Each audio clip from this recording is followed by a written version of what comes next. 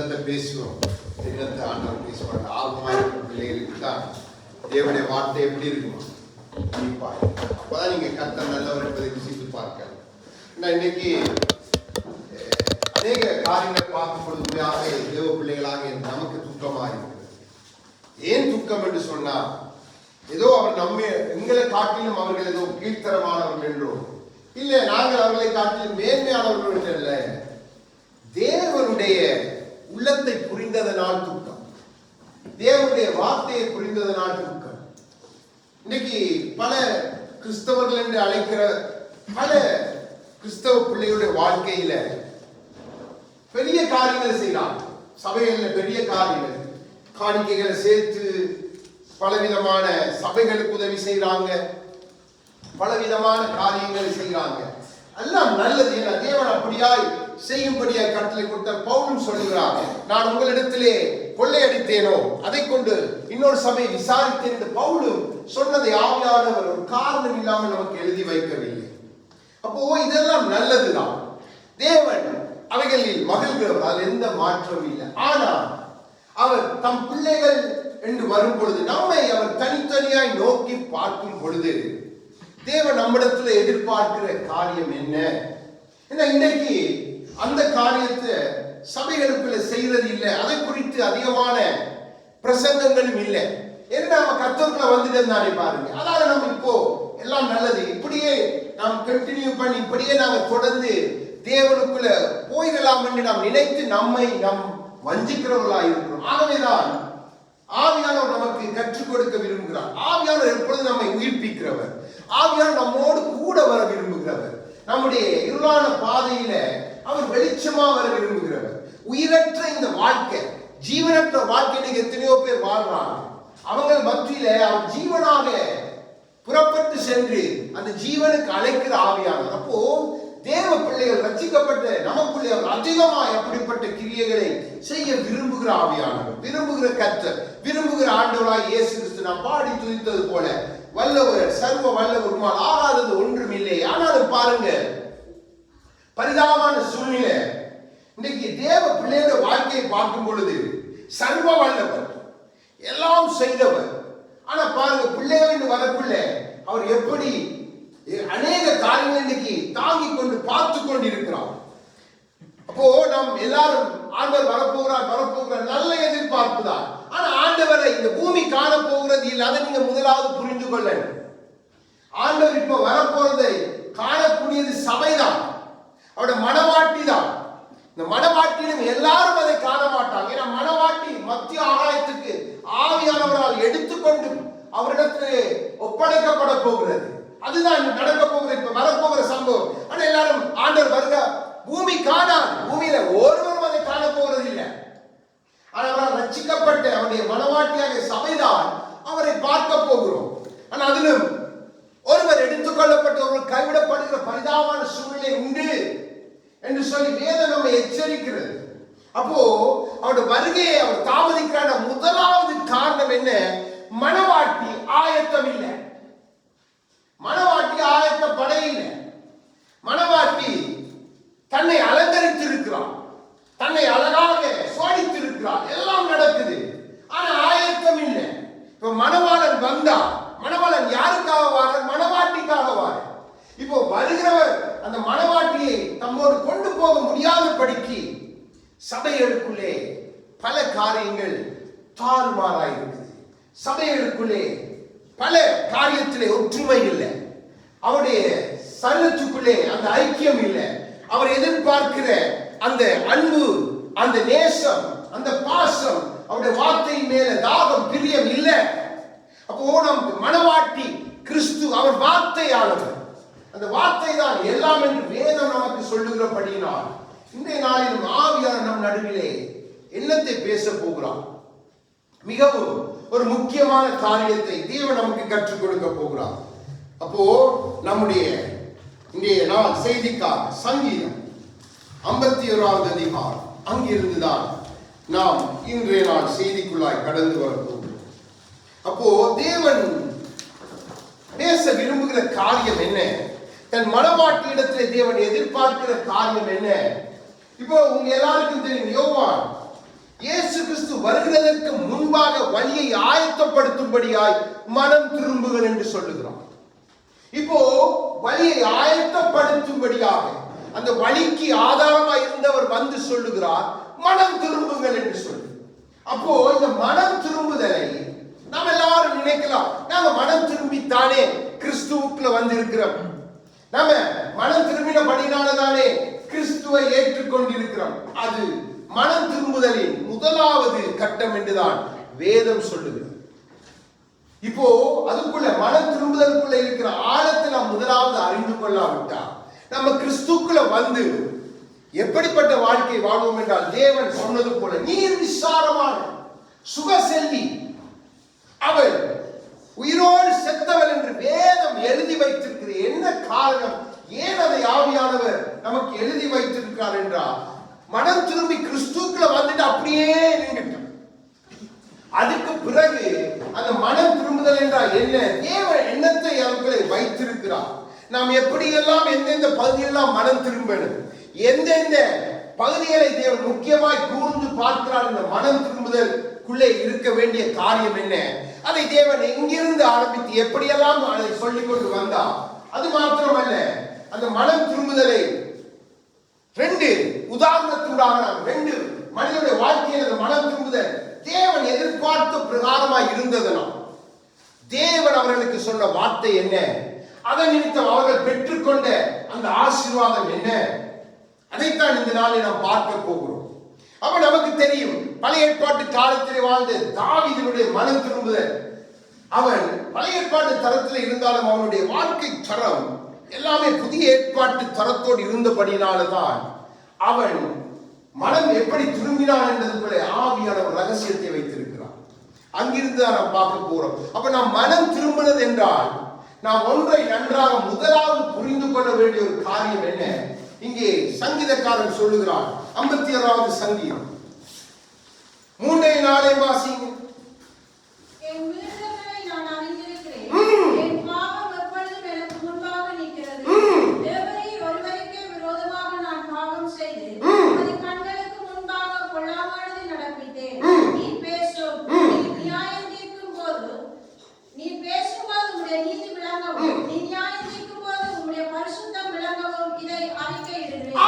முதலாவது மனம் திரும்பணும் என்றால் நன்றாய் விளங்கிக் கொள்ளுங்க. மனம் முதலாவது நாம் நம்மை பாவிகள் என்று அறிந்து கொள்ள, நாம் பாவிகள் என்றால் முதலாவது அப்படி எல்லா விருதல் அக்கிரமங்கள் பாவங்களை எல்லாம் மன்னித்து கிறிஸ்து நம்மை பாவிகள் அற்ற ஸ்தானத்துக்கு கொண்டு வந்திருக்கிறார். நல்லா விளங்கிக் கொள்ளணும். அப்போ தேவன் கொண்டு வந்திருக்கிற ஸ்தானத்துல இருந்தும் நாம் முன்னேற முடியும். பாருங்க, ராஜாவாய் தாவீதை அழைத்து வந்து அங்கே மாளிகையிலே தேவன் அவனை ராஜரிகம் பண்ண வைத்திருக்கிறான். இப்போ அந்த ராஜரிகத்தின் மேன்மை மகிமையினால தாவீது உப்பரிகையில உலாவும் பொழுது அவனுடைய கண் பார்த்தது ஒரு ஸ்திரியை பார்த்து தவறாக, அது அவள் ஸ்திரியை பார்த்து தவறான ஒரு செயலில் ஈடுபட்டிருந்தாலும் தேவன் விட்டுவா, இன்னொருத்தருடைய மனைவி. அப்போ அப்படிப்பட்ட சூழ்நிலை தான் இன்றைக்கு நானும் நீங்களும் இன்னொருவருடைய மனைவியார், அவருடைய கன்னிகையார், அவருக்கென்று தெரிந்து கொள்ளப்பட்ட மனவாட்டியாய் மாறிவிட்ட சபை. அப்போ நாம் அந்நிய காரியங்களை பார்க்கலாமா? நம்ம அனுதினம் அதை பார்க்கிறோம். அனுதினம் அப்படிப்பட்ட காரியங்களுக்கு இழுப்புண்டு போகிறோம். அதை வேதமும் நமக்கு சொல்லுகிறது.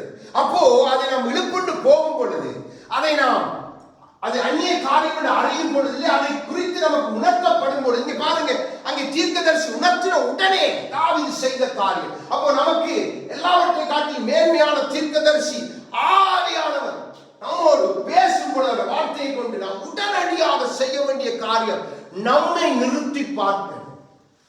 கிறிஸ்துக்களை வந்து நீங்க தான் ஒரு பழைய பாவங்கள் எல்லாம் மன்னிக்க வேண்டிய ஒரு பாவி என்ற முத்திரை உங்க மேல இல்லை, அது அகற்றப்பட்டிருக்கிறது. ஆகதான் உங்களை வேதம் பரிசுத்தவான்கள் கூட்டம் என்றும் நீதிமான்கள் என்றும் அங்கே ஆவியானவர் எழுதி வைக்கிற காரியத்தை நாம் பார்க்கிறோம். ஆனா நம் கிறிஸ்துவுக்குள்ளே வந்துட்டு நாம் செய்கிற மீறுதல்களையும் பாவங்களையும் நாம் முதலாவது உணரணும். நாம் உணரும் பொழுதுதான், இல்லை யாராவது அதை குறித்து நம்ம குணத்துல உடனடியாக அதற்கு எதிர்த்து போகாம நாம் அந்த காரியத்தை செய்திருந்தா உடனே அந்த இடத்துல ஓடி போய் அறையை பூட்டிட்டு, ஆண்டவரே நான் பாவி, ஏனென்றால் நான் உம்மை அறிந்து ஒரு தவறான காரியத்துக்குள்ள போயிட்டேன், ஆனாலும் உம்முடைய நீதி விளங்கும்படி என் அக்கிரமங்கள் உம்மிடத்திலே நான் அறிக்கை இடுகிறேன், என்னை மன்னியும் என்பதுதான் மனம் திரும்புதலுக்கு முதல் படி. நான் பேசுகிற மனம் திரும்புதல் கிறிஸ்துவுக்குள்ள வந்த பின்னும் தேவன் எதிர்பார்க்கிறதா இருக்கு, அதைத்தான் பேசிக் கொண்டிருக்கிறேன்.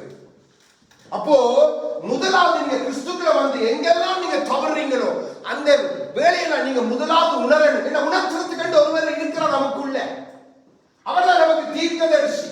நான் தான் தீர்க்கதரிசியை போல நமக்குள்ளே இருந்து கொண்டிருக்கிறார், வார்த்தையை வைத்து உணர்த்தி கொண்டே இருப்பார், கண்டித்து உணர்த்துகிற ஆவியானவர் வேதம் சொல்லுகிறது.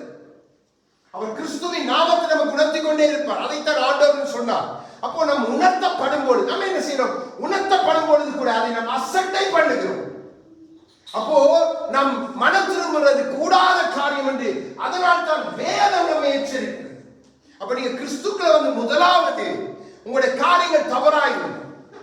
உதாரணத்துக்கு நீங்க சகோதரனுக்கு விரோதமாய் பேசியிருந்தா, இல்ல சகோதரிக்கு விரோதமாய் பேசியிருந்தா, இல்ல தேவ வார்த்தைக்கு விரோதமாய் பேசியிருந்தா, இல்ல கணவனுக்கு விரோதமாய் மனைவி, மனைவிக்கு விரோதமாய் கணவன், இல்லை நீங்க எல்லாவற்றையும் போட்டு பார்க்கணும். அப்போ வேத வசனம் என்ன சொல்லுகிறது? ஆவியானவருக்கு எதை உணர்த்துகிறார்? அது உணர்த்தப்படும் பொழுதே அவன் சரி நான் சரியில்லை, நீ பிள்ளை நான் பிள்ளை என்று அப்படி எல்லாத்தையும் விட்டுட்டு, இப்போ தாவீது அந்த இடத்துல சொல்லியிருக்கலாம், ஆண்டவரே அவன் தனியாக நின்று குளிச்சது பிள்ளைதானே, அப்ப நான் கூப்பிட்டோனே அவள் வந்தது அடுத்த பிள்ளையே, நான் கூப்பிட்டு அவளை பலவந்தப்படுத்தும் பொழுது அவள் என்னை தள்ளிவிட்டு ஓடி இருக்கலாமே, அவள் ஏன் அதை செய்ய? தாவீது அநேக காரணங்கள் அப்படி அடுக்கிக் கொண்டே போயிருக்கிறார். அதே மாதிரி பச்சைபாத்து கேட்டீங்கன்னா ராஜா தான், அதாக நான் வந்து அப்படி செய்த அவளும் பல காரியங்கள் அடிக்க, ஆனா கர்த்தர் பாருங்க அதே நான் பார்க்கிறேன். அவர் சொல்ற முதலாவது தாவீது செய்த காரியம், என்னுடைய பாவங்களும் என்னுடைய மீறுதல்களை நான் அறிக்கையிடுகிறேன் ஆண்டவரே, என்றால் நான் தான் இதுக்கு முழு பொறுப்பு. யார் சரி பிள்ளைங்களை நான் பார்க்கிறேன், நீர் ஒருவர் சரி, உங்களுடைய நீதி மட்டும்தான் விளங்க போகுது. அந்த உணர்வோட நீங்க மனம் திரும்பினால்தான் கர்த்தருக்குள்ள நீங்க முன்னேற முடியும்.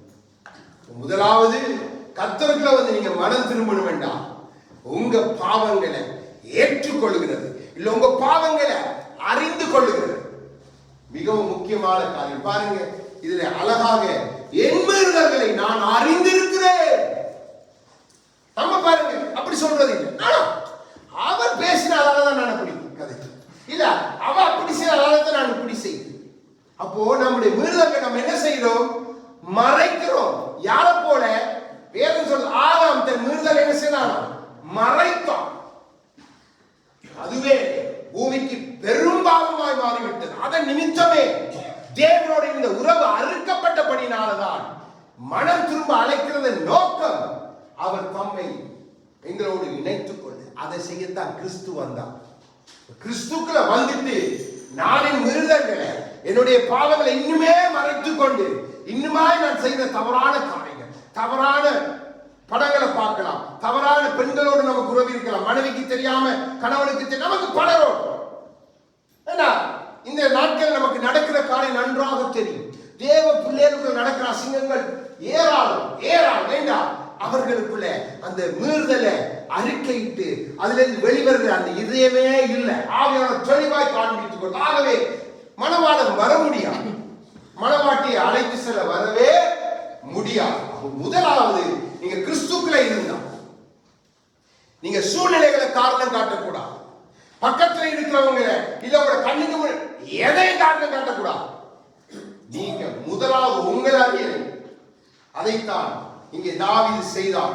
அதை நமக்கு வேதம் எழுதி வைத்திருக்கிறது. இப்போ அதே புதிய ஏற்பாட்டில் 2 கொரிந்தியர் 7வது அதிகாரம் பாருங்க, அழகாக அங்கே சொல்லப்பட்டிருக்கிற காரியம். ஆவியானவர் நல்லவர்.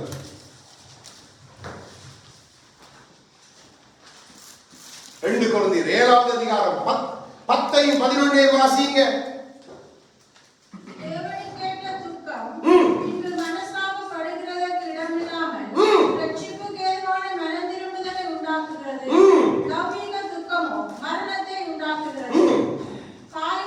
நீங்கள்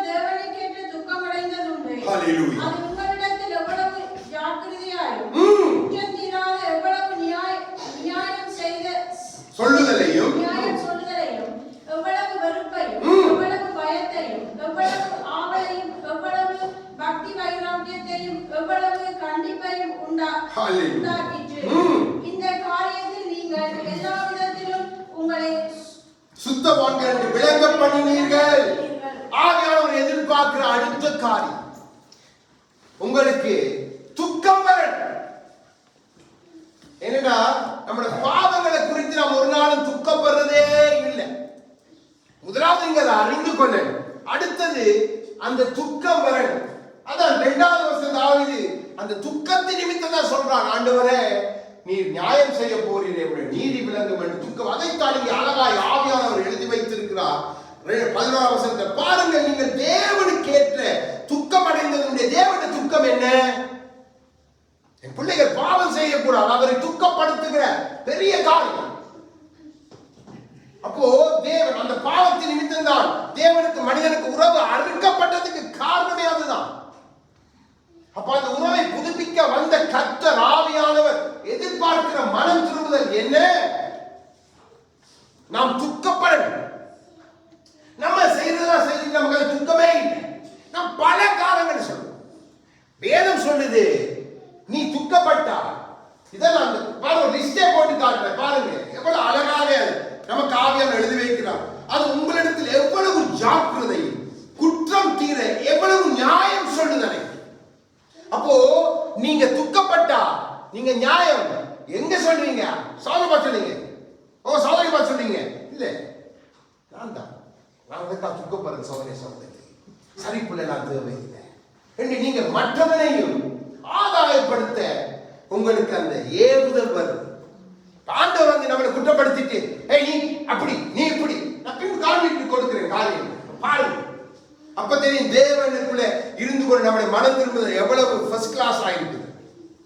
இதான் சபையில் நடக்கிற பெரிய பெரிய எல்லா அட்டுழியத்துக்கும் எல்லா பாவங்களுக்கும் எல்லா இணக்கம் இல்லாததுக்கும் எல்லாவற்றுக்கும் காரணம் தான்.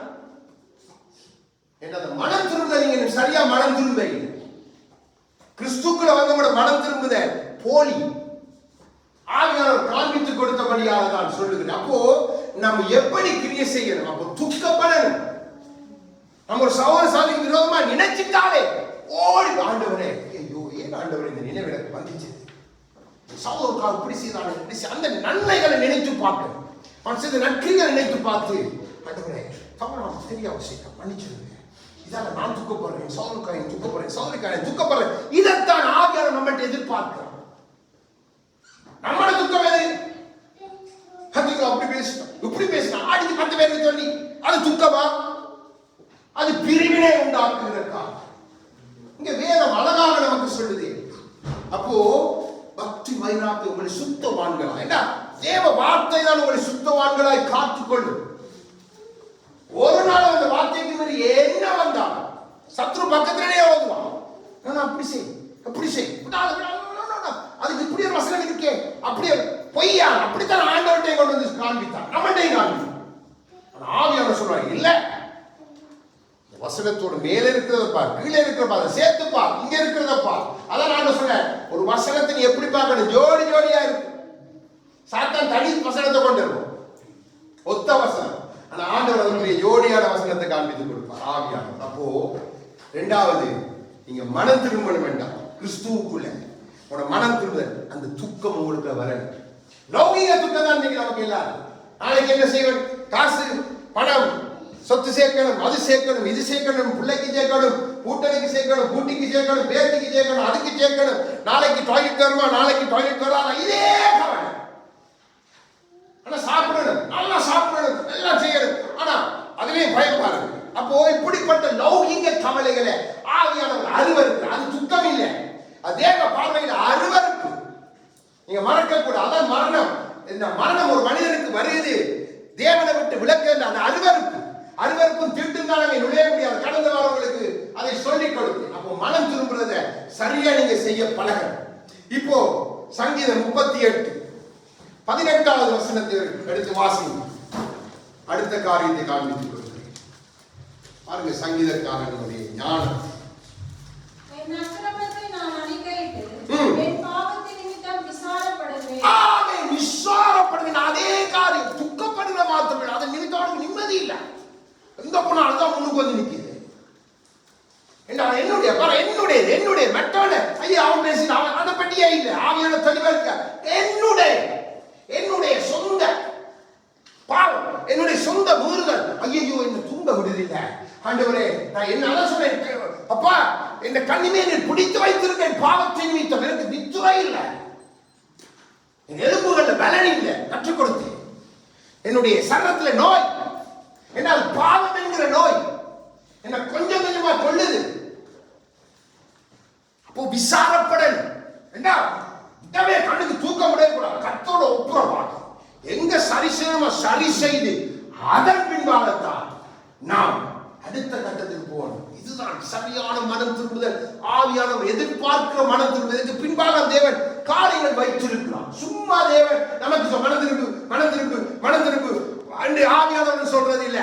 ஆண்டவராய் இயேசு கிறிஸ்து சொல்ற பிதாவாகிய தேவன் சொல்றது இல்லை. நம்மட மனம் திரும்புதல் சூப்பர். நம்மட மனம் திரும்புதல் எல்லாம் நம்மை நீதிமானாய் காண்பிக்கிற மனம் திரும்புதல்.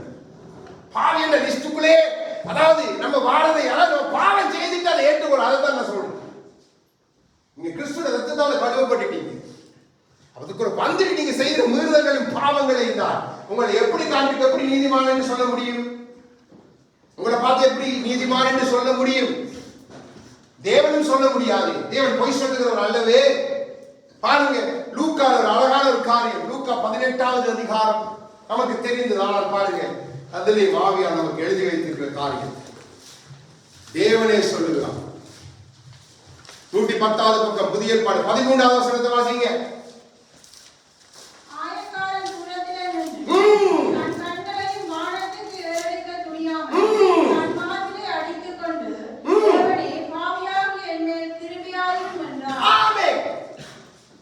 ஏன் ஆண்டவர் அதை வேறுபடுத்தி காண்பிக்கிறார்?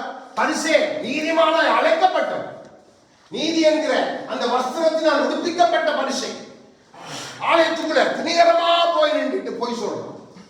இவன் ஆலயத்துக்குள்ளும் போக இல்லை, வானத்தையும் பார்க்க பயனில்லை. வானம் அவருடைய சிங்காசனம், பூமியோட பாதப்படி அதுக்கு நேரா கண்களை தாழ்த்தி, ஆண்டவரே நான் பாவியாய மனுஷன் மேல அந்த கிருபை, பாவிகளை மீட்க வந்த கிருபையை உணர்ந்து கொண்ட பாவம்.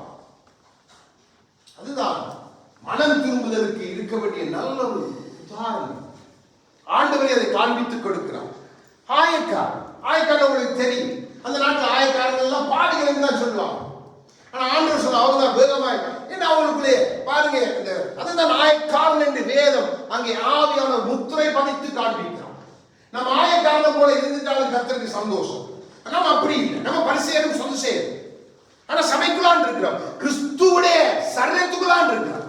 ஆனா ரெண்டு குரூப், பரிசேர் ஒரு குரூப், சதுசேர் ஒரு குரூப். பரிசேரை கண்டா சதுசேருக்கு பிடிக்காது, சதுசேரை கண்டா பரிசேருக்கு பிடிக்காது. ஆனா யாரு? கிறிஸ்து ஆலயத்துக்குள்ளே இருக்கிறோம். யோசிச்சு பாருங்க, எப்படிப்பட்ட மனம் திரும்புதல். நம்ம மனம் திரும்புதல் ஆவியானவர் இதெல்லாம் பார்க்காம இருப்பாரோ? ஆவியானவர் இதெல்லாத்தையும் கூர்ந்து பார்க்கணும்.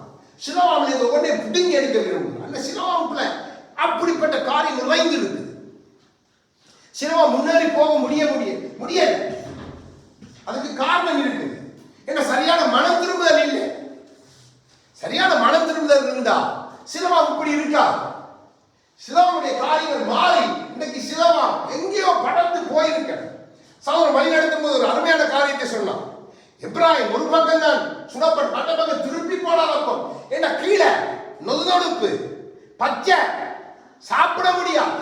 சிலவா அப்படித்தான் இருக்குது. ஆவியான சரியாத்தான் அவரை வார்த்தை வாயிலை கொடுத்தான்.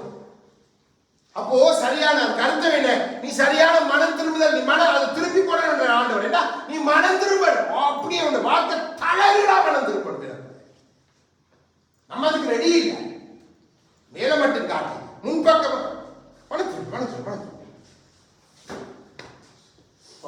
பார்த்து துக்கப்படுற உங்க இல்லாமை குறித்து உங்களுக்கு தெரியாது. தேவன் உங்க மேல வைத்திருக்கிற நோக்கங்கள், திட்டங்கள் எல்லாம் அது தேவன் மட்டுமே அறிந்த ரகசியம்.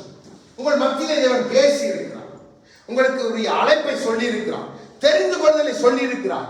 அதுக்கு பின்பு நீங்க நீங்க மனம் திரும்புதல் முதல் கட்ட மனம் திரும்புதல். கிறிஸ்துவுக்கு முன் மனம் திரும்பினார், கிறிஸ்துவுக்கு பின் கிறிஸ்துவுக்குள்ள வந்தவங்கள மனம் திரும்புதல் பிள்ளை. இன்றைக்கு பாருங்க, கிறிஸ்தவ பிள்ளைகளுக்குள்ள சண்டை, கிறிஸ்தவ குடும்பங்களுக்குள்ள சண்டை. கணவனுக்கு மனைவி கீழ்படுகிறது இல்லை, மனைவிக்கு கணவன் மனைவியில காரியங்களை கேட்கறது இல்லை. மனைவிய அதிகம் கிறிஸ்து அப்படி எங்கேயுமே சொல்ல இல்லை, வேதம் அங்க சொல்ல இல்லை. மனைவி கீழ்படிய சொல்லி இருக்கிறார். ஆனா கணவனுக்கு ஒரு பெரிய கட்டளை, அன்பால சேர்த்துக்கொள். பலவீனமான போ நம்ம மனம் திரும்புதல் பிள்ளையா இருந்தபடியாலதான் நம்முடைய குடும்பங்களுக்குள்ள உறவு சரியில்லை, நம்முடைய பிள்ளைகளுக்குள்ள பழக்க வழக்கங்கள் நம்ம சரியா சொல்லிக் கொடுக்க முடியலைண்டா பிள்ளை நம்ம பார்க்குது, பிள்ளை பார்த்துட்டு யோசிக்குது. ஒரு வாலிபன் இடத்துல அருமையான ஒரு காரியத்தை கேட்டான். என்ன கேட்டா, என் அம்மா செல்ல அப்பா சரி, சிறு வயது வந்து அவங்களை பார்த்து பாருங்க எப்படி ஒரு பிள்ளையுடைய வாழ்க்கை அதை எப்படி பாதிக்குதுன்னு சொல்லி. அம்மாவும் சரியில்லை, அப்பாவும் சரியில்லை, அம்மாட்டு எனக்கு சரியான அன்பு கிடைக்கல, எங்க அப்பாவோட வழியில பிள்ளை. அப்ப நான் யாரை பார்த்து நான் நடக்கலாம், யாரை பார்த்து நான் நடக்கலாம்? ஒரே வழிதான், கிறிஸ்துவ பார்த்து நட. கிறிஸ்துக்களை வந்து அதை சரிப்படுத்து, கிறிஸ்துக்களை வந்து உன் தாயை சரிப்படுத்து, கிறிஸ்துக்களை வந்து உன் தகப்பனை சரிப்படுத்து. அதுதான் நீ செய்யக்கூடிய ஞானமான காரியம் என்று சொல்லிக் கொடுத்தேன்.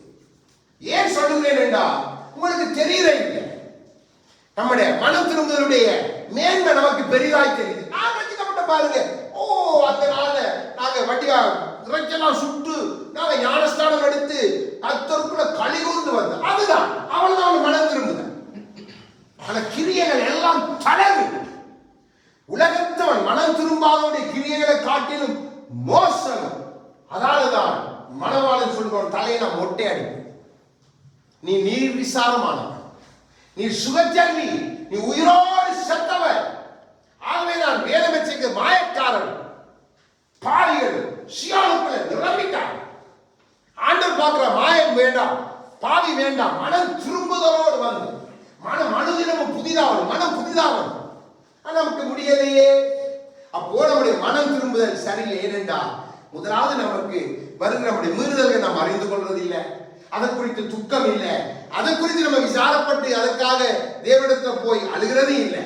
அதனாலதான் இப்படி நடக்குது. இப்ப எசேக்கியேல் 18வது அதிகாரம், தேவன் ஏன் இவைகளை எல்லாம் சொல்லணும் அங்கிருந்து பார்ப்போம். 18 எசேக்கியேல் 18வது அதிகாரம்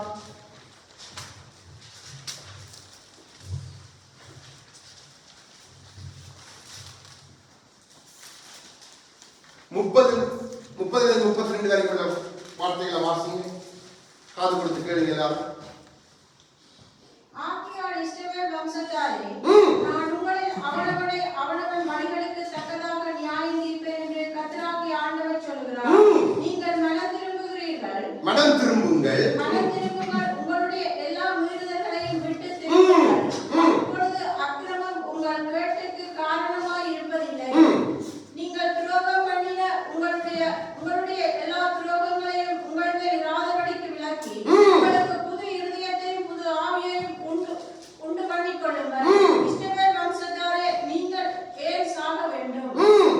மனம் திரும்புங்கள், அப்பொழுது பிழைப்பீர்கள். சாகிறவருடைய சாவை நான் விரும்புகிறதில்லை என்று கர்த்தராகிய ஆண்டவர் சொல்கிறார். ஆமென். இது மனம் திரும்புதல் என்றது தேவனுடைய கட்டளை. நமக்கு கட்டளை என்றால் அது சட்டம், அது மாற்றப்பட முடியாது. அப்போ தேவன் சொல்லுகிறார், நீங்க ஏன் மனம் திரும்பணும்? எதற்காக என்றால் நான் அவனை இந்த வார்த்தைக்கு எதுக்கெல்லாம் நீங்க மனம் திரும்பாம இன்னும் அதே காரியத்தை வைத்துக் கொண்டு நடந்து கொண்டிருக்க, அதுக்கு ஏற்ப நியாய தீர்ப்பு வரப்போகும். அதற்கு ஏற்ப அதான் சொன்ன மணவாளன் வரும் பொழுது எத்தனை மணவாட்டி கண்ணியை கைவிடப்பட்டு ஐயோ என்று நிற்கிறேன் பரிதாபம் இல்லை வரப்போகுது.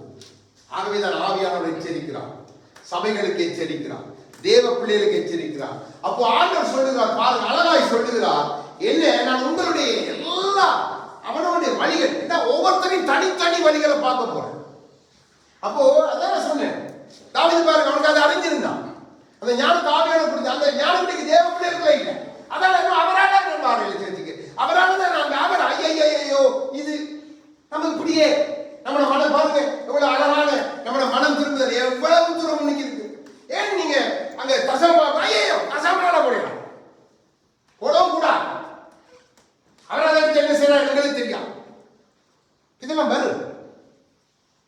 அப்போ நல்ல மனம் திரும்புது.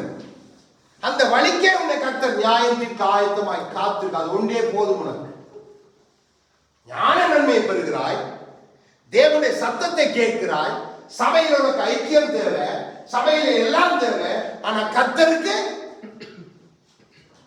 எவ்வளவு தவறான பாருங்க. மனம் திரும்புதல்ல உச்சத்தை நீங்களே பார்த்துக் கொள்ளுங்க. பாருங்க, உங்களுடைய எல்லா மீறுதலையும் விட்டு திரும்புங்க. இதெல்லாம் மீறுதல், எல்லாம் விட்டு திரும்புங்க. ஆண்டவரை கூவுகிறான்.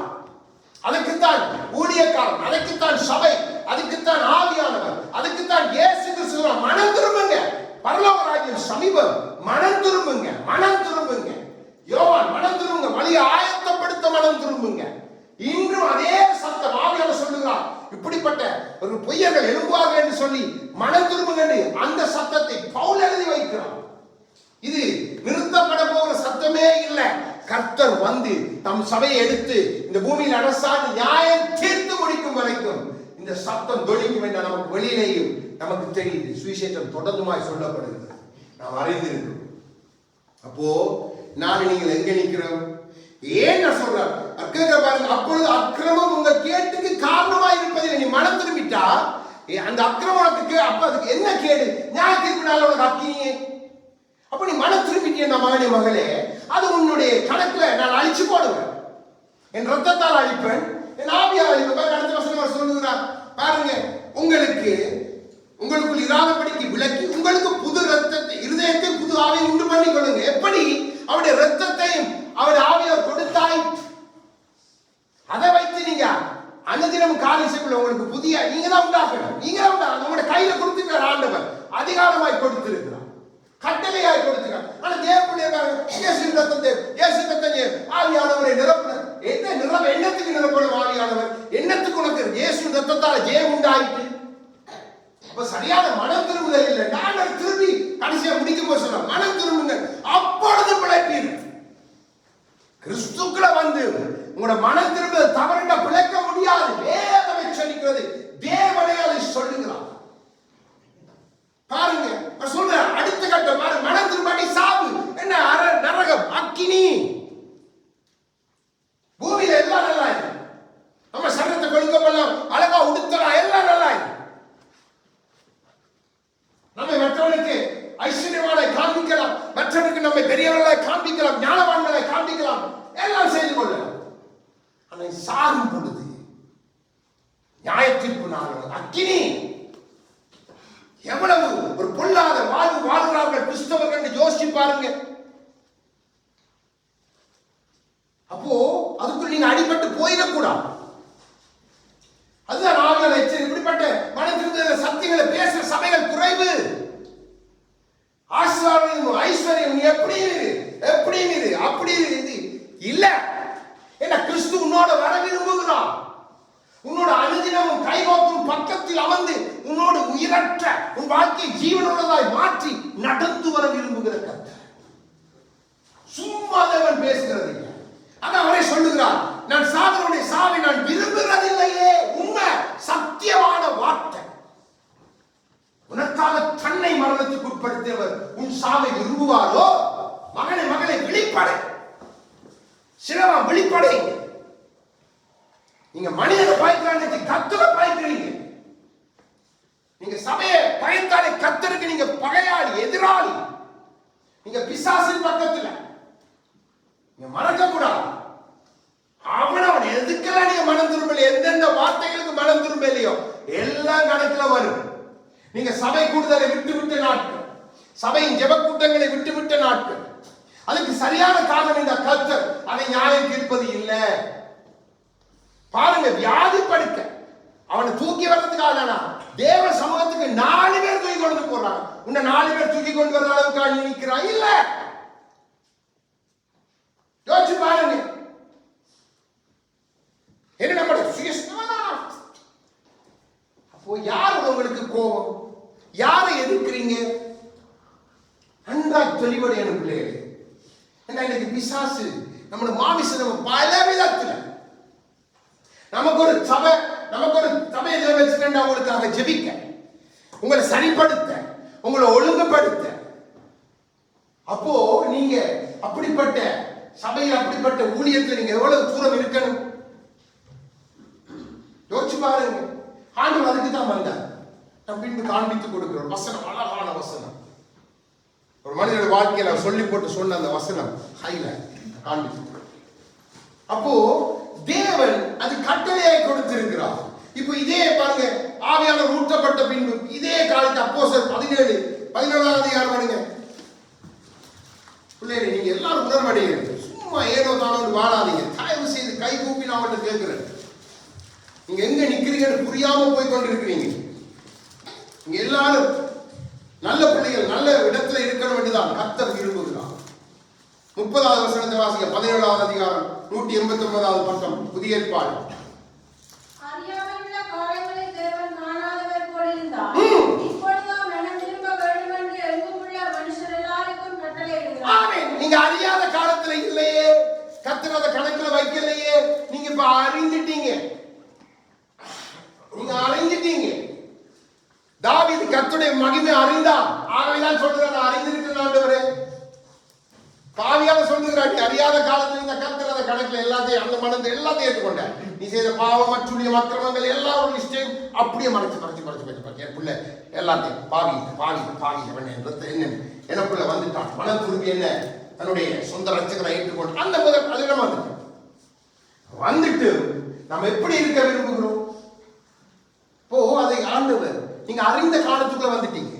கிறிஸ்துவ அறிந்த காலத்துக்குள், நன்றா இந்த வசனத்தை போட்டுட்டு வைத்துக் கொள்ளுங்க. அறிந்த காலத்துல வந்துட்டீங்க. கணக்கு கேட்கப்படும். நான், நீங்க, எங்க பிள்ளைகள் யாரும் இந்த பூமியில பிறந்த எல்லாரும் கணக்கு கொடுக்கணும். விசேஷமா அவங்களுக்கு ஒரடியா நியாயத்தில். ஆனா நமக்கு தேவன் சொல்லி சொல்லி அடிப்பார். நிதானமாய் நீதியாய் விசாரித்து நியாயம் தீர்ப்பார். யோசிச்சு பாருங்க. லிஸ்ட் எல்லாம் கொண்டே போடுவாங்க. பெரிய லிஸ்ட் எல்லாம் போட்டாங்க. நான் சொன்னேன் ஒரே வசனம், அக்கிரம செய்யக்காரன் அகன்று போ, உன் மனம் திரும்புதல் பிள்ளை. நீ மனம் திரும்பின மாதிரி இருந்த, எனக்குள்ள இருந்த பாதியிலும் கேடுகட்ட மாயக்கா எல்லாம் வேதம் நமக்கு சொல்லுது பிள்ளைகள். இப்போ நம்ம எப்படி இருக்கணும் நம்ம அறிந்து கொண்ட காலத்துக்குள்ள வந்துட்டோம். அப்போ தேவன் எந்தெந்த பகுதியில நம்மிடத்துல மனம் திரும்புதலை எதிர்பார்க்கிறார்? டோட்டலா மனம் திரும்பிட்டோம். கர்த்தருக்குள்ள வந்த உச்சந்தது உள்ள கால ரத்தம் கழுவிச்சது, ஆவி அச்சாரமா கொடுக்கப்படுது, அது வந்துட்டோம். இப்ப வந்த நம்ம தேவன் 3 விதத்துல கவனிக்கலாம். ஆவி, ஆத்மா, சரீரம் என்று நீங்க நினைக்கலாம். நான் உங்களுக்கு காண்பித்து 3 காரியம் தேவன் எந்தெந்த பகுதியை நீங்க மனம் திரும்பணும் என்று தேவன் விரும்புகிறார். ஏசாயா 57வது அதிகாரம்,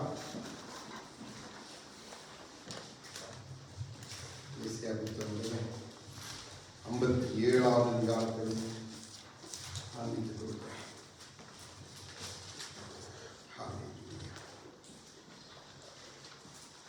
15வது வசனத்தை வாசிங்க.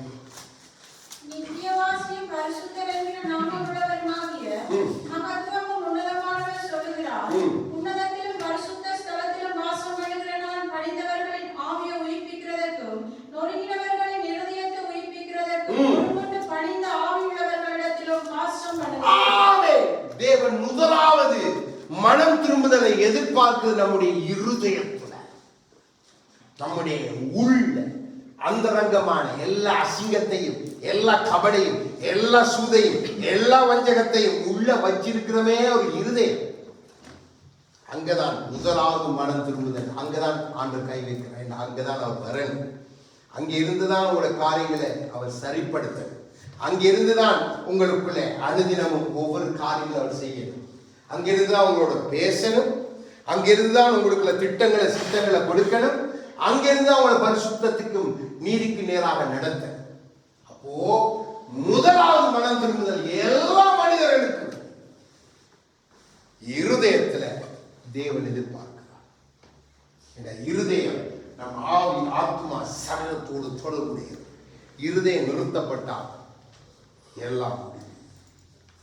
அப்ப அந்த இருதயம் அதான் நான் சொல்லுகிறேன், உங்களுடைய இருதயத்தை புதிதாக்குங்க. அப்போ தேவன் ஆரம்பிக்கிற இடம் மனம் திரும்புதல் எங்க? இதே அவரே சொல்லிட்டார். அந்த இருதயத்துக்கு நான் வந்து என்ன செய்ய போறேன்? வாசம் பண்ண போறேன். அது நொறுக்கப்படணும், அது உடைக்கப்பட, அது உயிர்ப்பிக்கப்படும். நாம் வருவேன் வாசம் பண்ண, நீ பணிந்து தாழ்மையோட அதை ஏற்றுக்கொள்ளணும். அந்த மனம் திரும்புத முதலாவது நம்முடைய இருதயத்தில் இருந்து தோன்றணும் என்று கர்த்தர் விரும்புகிறார். அப்போ அதுக்கு தான் நம்முடைய இருதயத்தை ஒப்பு கொடுக்குது, நம்ம இருதயத்தை ஆராய்ந்து பார்க்கிறது. நம்முடைய இருதயம் நம்மை குற்றவாளியாய் தீர்க்குமானா நீங்க தேவனிடத்தில் ஒன்றையும் பெற்றுக்கொள்ள முடியாது. ஏன் வசனம் சொல்லுது?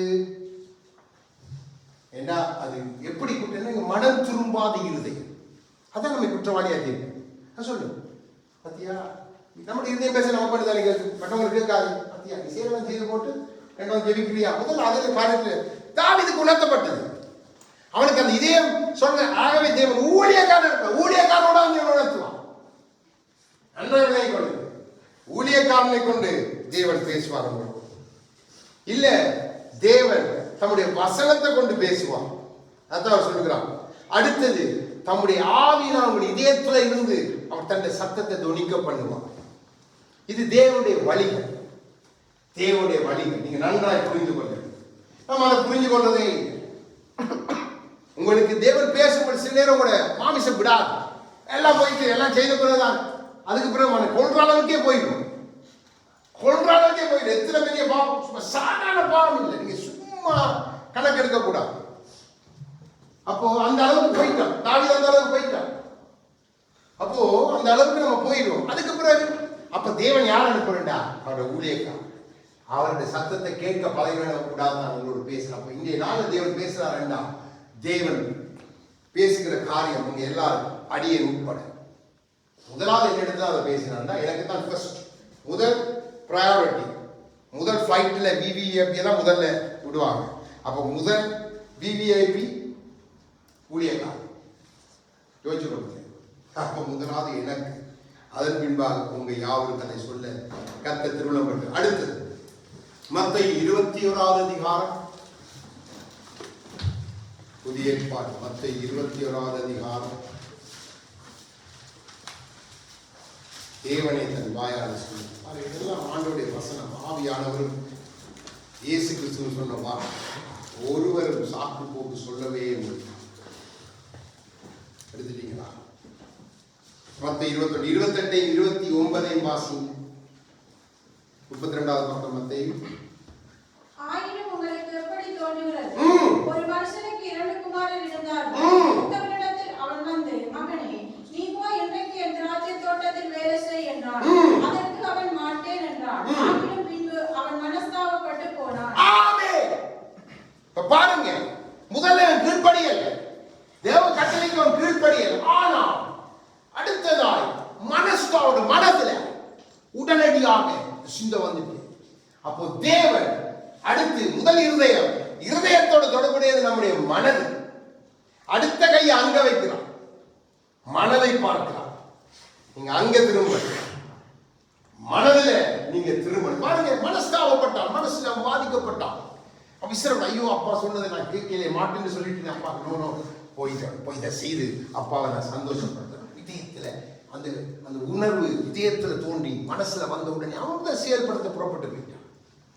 இன்னைக்கு நம்ம இத்தனை தேவ பிள்ளைகள் இத்தனை வார்த்தைகளை கேட்கிறோம். அப்பா நாங்க ஒப்பு கொடுக்கிறோம், செய்வோம். அதை எதை செய்றீங்க? சரி, ஏன்னா உங்களோட மனம் மனஸ்தாபப்படுங்க. ஐயோ, நான் பரலோகத்து பிதா எனக்காக தன் குமாரனை அனுப்பி என்னை மீட்டவர். ஆனா சொல்லக்குள்ள நம்ம நல்லா அழகாக அலங்காரமான வார்த்தைகள், அலங்கார பாடல்கள் எல்லாம் நமக்கு நன்றாகத்தான் பூமியில இருக்குது. ஆனா பாருங்க, பழைய பாடல்கள் எல்லாம் இவ்வளவு அழகான பாடல்கள், அர்த்தமான பாடல். புதிய பாடல் அர்த்தம் இருக்கா? அர்த்தம் இருக்கா? ஒரு அர்த்தம்.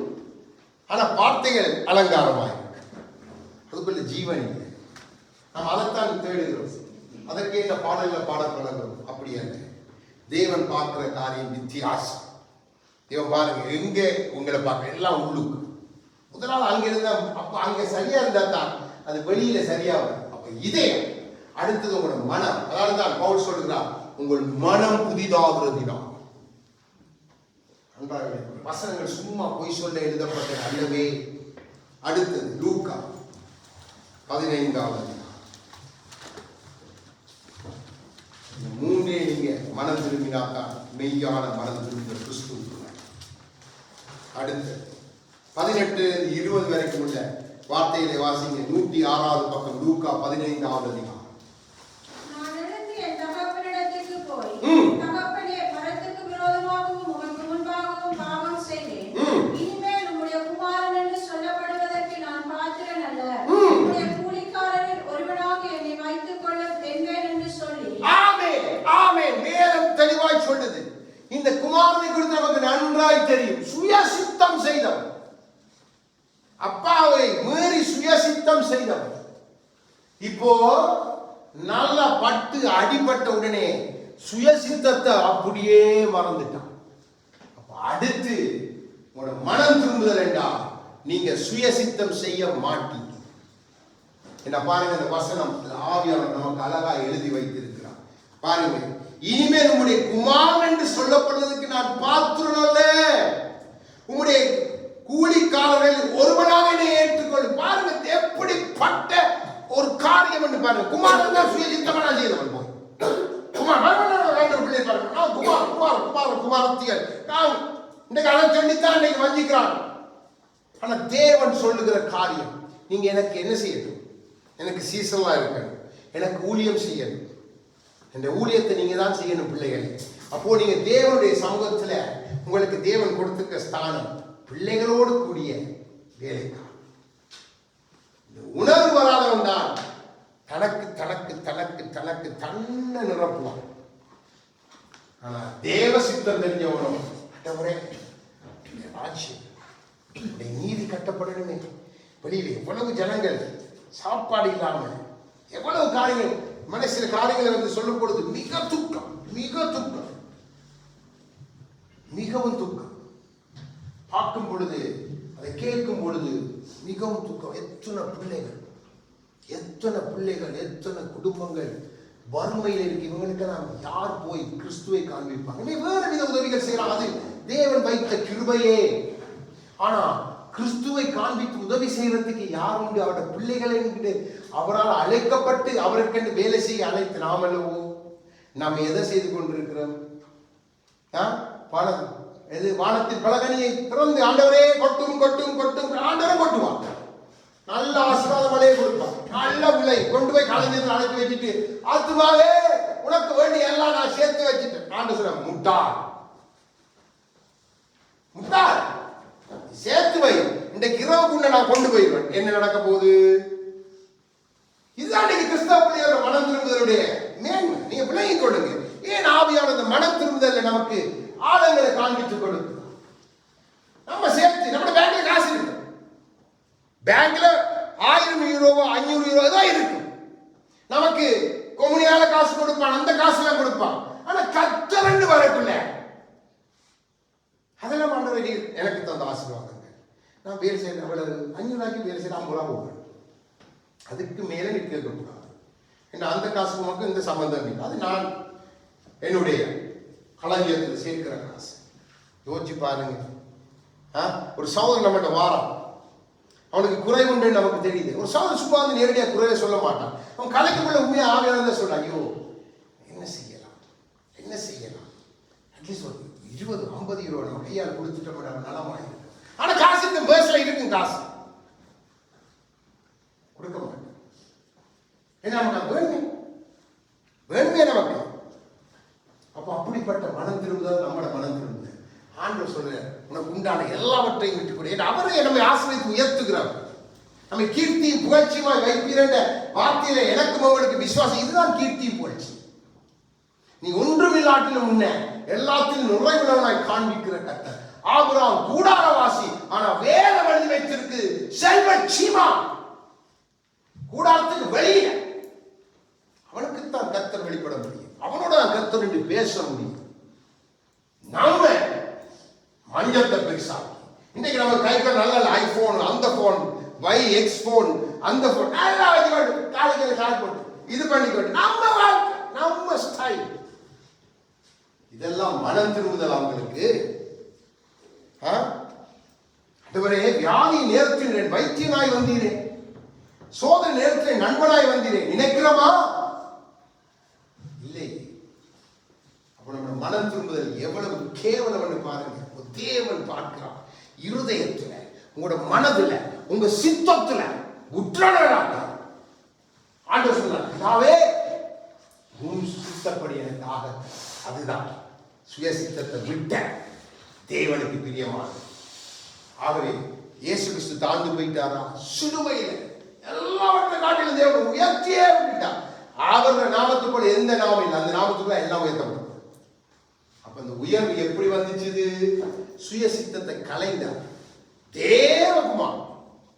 அது அழகான ஒரு வசனம் யோவானை பார்த்து சொல்றாரு, இப்ப எனக்கு இடம் கொடு. அவர் மனம் திரும்ப வேண்டிய அவசியம் இல்லையே.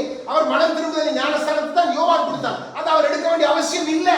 ஆனா அவர் தேவகாலம் வந்தது மனுஷ சாயல். அப்ப சொன்ன, விடு, என்ற தேவன் நீதியை நான் செய்யணுமே. நம்ம அப்படி நினைக்கிறோமா? தேவகுமார் சொல்ற, இப்ப விடு, அந்த நீதியை நான் முதலாவது நிறைவேற்ற. அவர் சொல்ற, எனக்குள்ள வந்துட்டு நீ இன்னும் கட்டினப்பட்ட இருதயம், உன்னுடைய இருதயம் இன்னும் குணப்படாத இருதயம். அப்ப இந்த இருதயத்தை வைத்துக் கொண்டு மகனை நான் எப்படி என்னுடைய ராஜ்யத்துக்குள்ள சேர்த்துக் கொள்ள முடியும்? முதலாவது கவலை தன் மனவாட்டியை குறித்து நீங்க முதல் நல்லா விளங்கிக் கொள்ளணும். தேவனுடைய கவலை தன் பிள்ளைகள், தன்னுடைய வீடு சரியில்லாத இருந்த தகப்பன் நல்லா இருக்க முடியும். வீட்டுக்குள்ள குழப்பம் பண்ணா நீங்க வெளியில வேலைக்கு போனா, ஐயோ இப்படி இருக்கு, இதான் மனுஷன். அதே மாதிரி தண்டிக்கு ஆண்டவர் போராடி கொண்டிருக்கிற ஆவியான நம்ம விளங்குறதே இல்லை. நம்ம ஒரு பக்கத்தால பிடிக்கிட்டு போறது. எவன் சாப்பிட்டானே அவன் சாப்பிடாட்டி என்ன, தேவராஜன் நாசமா போகட்டும். நான் விட மாட்டேன், நான் செய்ய மாட்டேன். நம்முடைய அலங்காரங்கள், நம்மளுடைய எல்லாம் கர்த்தரை மறுதலிக்குதே. நான் சொல்ல உடுத்தாதீங்க அலங்காரம், அப்படி எங்கேயும் ஆண்ட சொல்லல. ஆண்ட சொன்ன அழகா உடுத்து, அழகா தலையை வாரிக்கோள், எல்லாம் கர்த்தர் சொல்லி இருக்கிறோம். நமக்கு எது தேவைன்னா கர்த்தர் சபையில தேவை. கர்த்தர் சபை தள்ளாடுது. கர்த்தர் சபைக்குள்ள அநேக காரியங்கள் இருக்குது. ஆனா நம்ம அதை கவனிக்காம, அதுக்கும் போடாம, அதை விட்டு எத்தனையோ வருஷ கணக்கு நம்முடைய அலங்காரங்கள், நம்முடைய உடுப்புகள், நம்முடைய காரியங்கள் கேவலம் மனம் திரும்பாத நிலையை தான் காண்பிக்கிறது.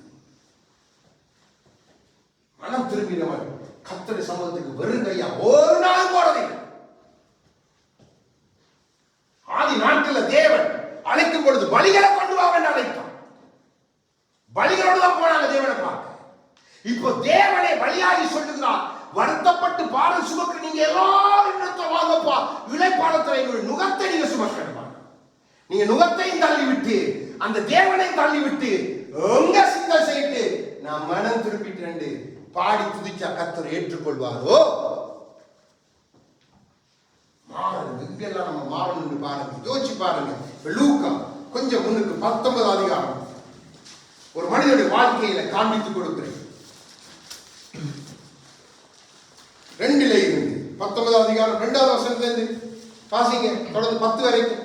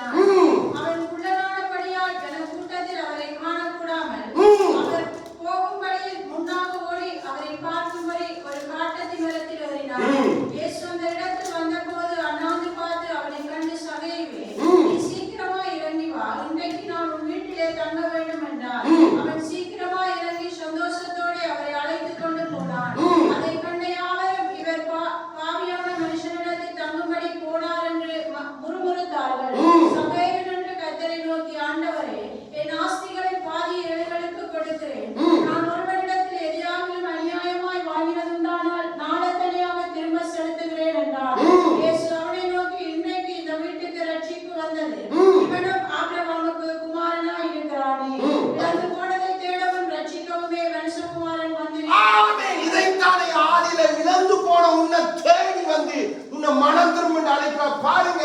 சகையுக்கு தெரியாது, ஆனா தேவனுக்கு தெரியும்.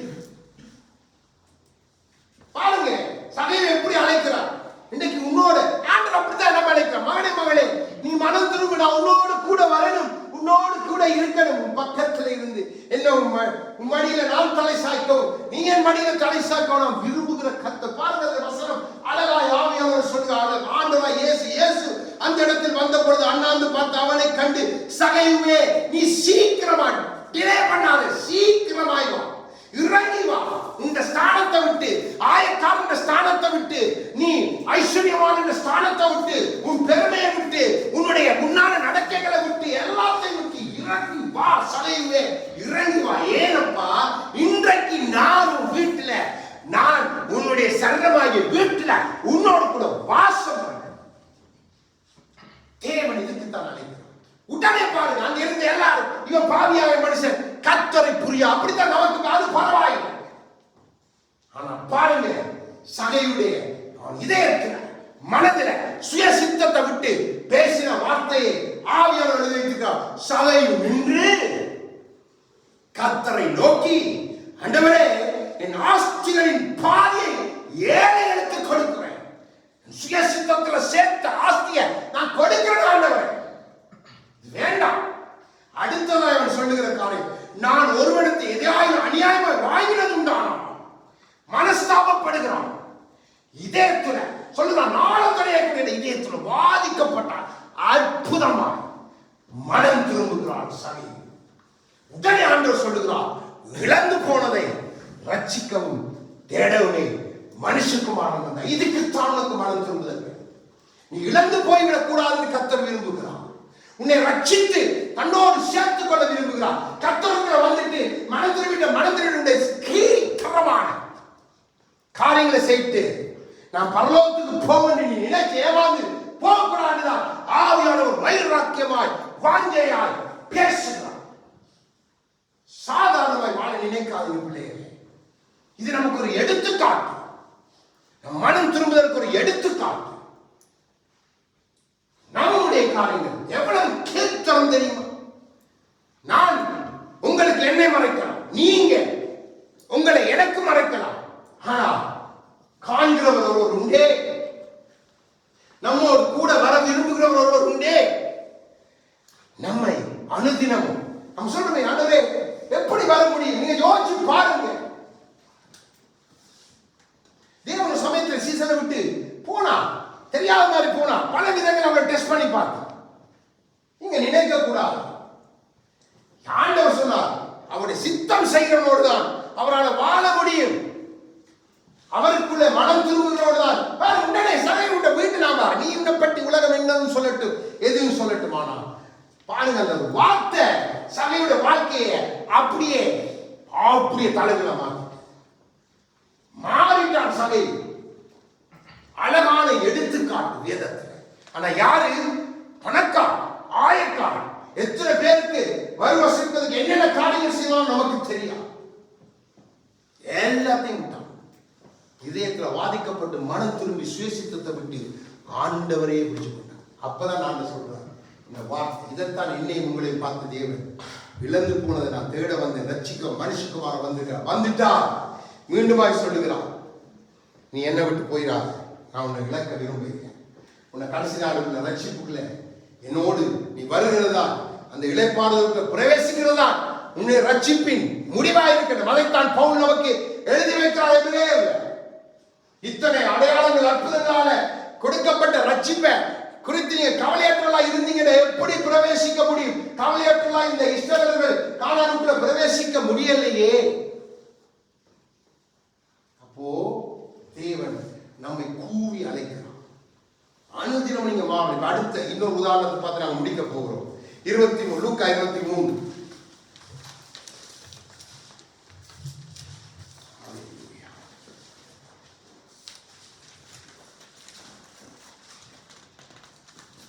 முப்பத்தி 39 இருந்து 43 வரை இருக்கிற வார்த்தையில வாசிங்க. 121வது பக்கம் நினைக்கிறேன்.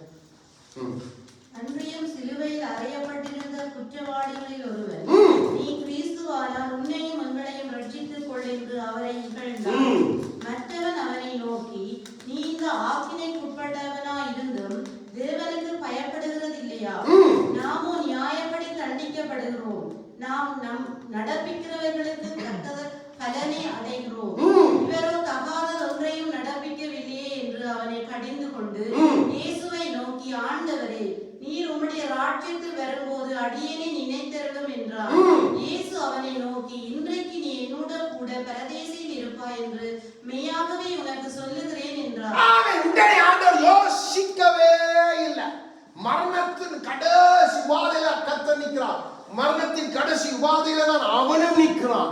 ஆனா பாருங்க, மற்றவனை அவன் கடிந்து கொண்டு அவன் தன் மனதிலே அவன் இதயத்தில் வாதிக்கப்பட்டு தன்னை பாவி என்று அறிந்து நான் பாவத்தை நடப்பித்தேன் என்று அறிக்கை செய்து அதை மனதினாலே துக்கப்பட்டு தன்னுடைய சுய சித்தத்தினால் இதெல்லாம் செய்தேன் ஆண்டவரே என்னை நினைத்தாலும் என்று சொன்ன உடனே அவன் சொன்ன ஆண்டவரே ராஜ்யத்தில் வரும்பொழுது ஆண்டு சொன்ன இப்பொழுது நீ என்னோடு கூட பரதீசில வந்திருப்பான். என் அங்க வந்துட்டேன் அவனுக்கு ராஜ்யம் கன்ஃபார்ம். அந்த பரதீசுக்கு அழைக்கிறது தான் மனம் திரும்புகிறதின் ரகசியம். அதுக்குள்ள நிலைத்திருக்கிறதா மனம் திரும்புகிறதின் ரகசியம். நம்முடைய மனம் திரும்புவது எப்படி? நம்ம எப்படி மனம் திரும்பி இருக்கிறோம்? ஆண்டவர் விரும்புகிறார், இயேசு விரும்புகிறார் நம்மோடு கூட வர. ஒரு சீசனுக்கு தெரியல, நான் கூட போனேன். மரியாதைக்கு தெரியல, பக்கத்திலே நின்றான். நம்ம ஆண்டவர் கூட வர விரும்புகிறார், பக்கத்தில் இருக்க விரும்புகிறார், நமக்குள் வாசம் பண்ண விரும்புகிற இயேசு கிறிஸ்து நம்மை கூவி அழைக்கிறார். அப்போ இந்த ஆண்டவரை நான் நீங்கள் சாதாரணமாக விட்டுடவே கூடாது. மனம் திரும்பி அப்பாட்ட மன்னிப்பை கேட்டுட்டு எல்லாத்தையும் நம்மளை ஆராய்ந்து அறிந்து ஒவ்வொரு நாள் பாட, அப்பா என் கூடவே இருக்கும். ஓ என் ஆண்டவர் இயேசுவே என் பக்கத்தில் இருங்கப்பா. நீங்க இல்லாத வாழ்வு என்ன வாழ்வு? நீங்க இல்லாத நாட்கள் எந்த நாட்கள்? உங்களோட சத்தத்தை கேட்காத பேசாத நாட்களும் ஒரு நாட்களோ என்று அவர் உணர்ந்து அவருடைய சமூகத்தில் நம்ம ஒப்பு கொடுக்கும் பொழுது அந்த ஆண்டவர் நல்லவர். சகையை பாருங்க, உலகம் பார்த்த விதம் தவறு, கர்த்தர் பார்த்த விதமோ இழந்து போனதை ரட்சிக்க. அவர் இழந்து போகப்பட்டவர் தேவராஜ்யத்தை விட்டு தேவனை விட்டு மீண்டும் அழைத்துக் கொள்கிறார். நாமும் அப்படி இருக்க சந்தர்ப்பம் உண்டு. கிறிஸ்துவுக்குள்ள வந்து தேவன் ஆவியானவர் இந்த நாளை நம்மை அறை கூவி அழைக்கலாம். நீ உன்னை நான் இழந்து போய்விடக்கூடாது. கடைசி நாள் உன்னை நான் கடைசி நாளை ரட்சிக்கணும் என்ற உன்னை குறித்து சாட்சி கொடுக்க அந்த இயேசு உன்னோடு கூட வரணும். அவர் உனக்குள்ளே கொண்டு வருகிறவர், உன்னோடு நடக்க பண்ணுகிறவர் நான் தான். அதான் அந்த ஆவியானவர். அப்போ நம்முடைய ஆண்டவராக இயேசு கிறிஸ்துவை நாம் எப்பொழுது நம்மோடு இரும் என்று சொல்லி அழைத்து அதை கேட்ட வாழ்க்கை வாழ வேண்டுதான் தேவன் நம் நடுவில் பேசுகிறார். அவரை நம் உற்சாகமாய் அவருடைய சமூகத்தில் எழுந்து ஒப்பு கொடுத்து